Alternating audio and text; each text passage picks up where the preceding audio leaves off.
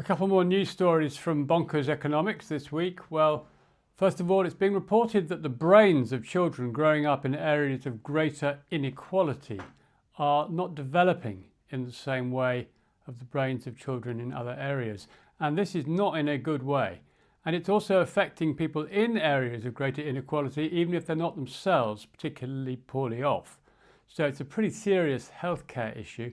And it's reflected in this image here, which actually shows the healthy life expectancy in the UK of people in the wealthier parts of the country and that of people in the least wealthy parts of the country.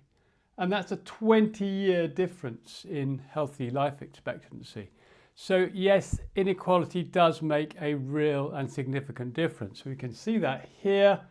And if it's affecting the brains of children growing up, then that is really, really fundamental. And that is a serious concern. And while we're talking about inequality, the Resolution Foundation is reporting that inequality in the UK, wealth inequality, is getting greater. It's not surprising. But the weird thing about that is that wealth, when we talk about people's financial wealth, we're talking about things like their house values, for example, and the value of their portfolio of shares in their pension fund and that sort of thing, most of which, of course, is concentrated in the richest part of society. And so wealth has grown enormously on that measure over the last 10, 15, 20 years. But what people never remember is that when we talk about wealth, we're not talking about the actual value, we're talking about the price of something.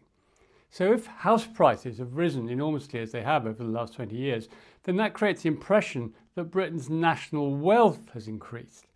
But actually it's just the price of everything that's increased, and that means that the people who own stuff like houses and share portfolios feel that they're wealthier. But everybody else, of course, is worse off because they have to pay more rent to access housing, or they have to pay more in terms of prices for everyday goods and that sort of thing. So this idea that the UK has become much wealthier because house prices and share prices have risen is for the birds. It's complete nonsense. It's not wealth in a real sense. It's just a transfer of wealth. It's a transfer of resources from people who now have to pay more to people who are lucky enough to receive more. And that's also reflected in this image. Inequality is baked in to the British economy, and we're seeing pretty serious consequences as we see here. And then another story, a weird one from the Daily Telegraph, interestingly enough, which talks about executives from the West who have been out to China.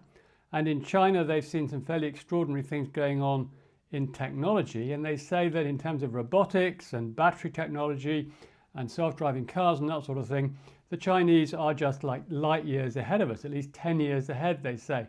We're going to struggle to catch up because they are so far ahead in terms of their productive technology. And that takes us to this image here, actually, which is a depiction of banking lending, so lending by banks into the UK economy. And this great red section here, that's lending to property, which takes us back to the inequality conversation. That's lending for mortgages and people buying houses and that sort of thing. And this pink section here, that's lending to people who are basically speculating in the financial markets. And recently we've heard about people speculating in the cryptocurrency markets with borrowed money, for example, and that's all going on here. And then this little yellow bit, well, that's personal loans. But this green bit, that is lending to the real economy. So if we're developing battery technology or robotics or the sort of things that they're worried that China is now developing, then the lending for that is going on here. And it's only a tiny proportion of the total.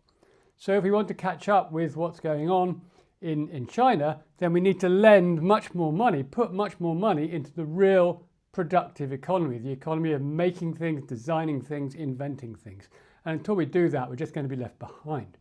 And that, of course, is reflected here, which is the balance of payments, that's to say income from exports against imports. And all this red ink down the bottom here makes it very clear that we're importing far more than we're exporting, and that's exactly a reflection of what these people are finding in China, that they're producing all this stuff that we want and we're not producing it for ourselves.